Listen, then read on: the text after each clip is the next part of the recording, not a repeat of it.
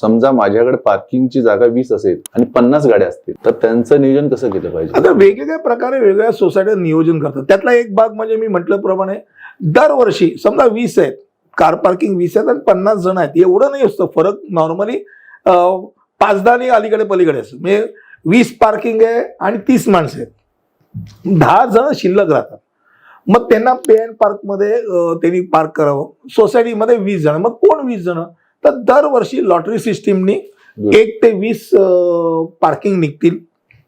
तुमचं पार्किंग निघालं तर तुम्ही आतमध्ये जे पैसे ते तुम्ही भरायचे, उर्वरित लोकांना पे अँड पार्कमध्ये करायचं. हा एक त्यातला एक पर्याय असतो. दुसरा एक पर्याय असतो तो सोसायटी जो ऑफिशियली सगळ्या वार्षिक सर्वसाधारण सभेने एक्सेप्ट केलं, तर पार्किंग करता सोसायटीला एक चार्ज भरून ते विहित वेळेकरता, ते कायमस्वरूपी नाही, विहित वेळेकरता 10 वर्षाकरता हे 10 जणांना आम्ही दिलेलं असं करू शकतात. पण दे हॅव टू पे.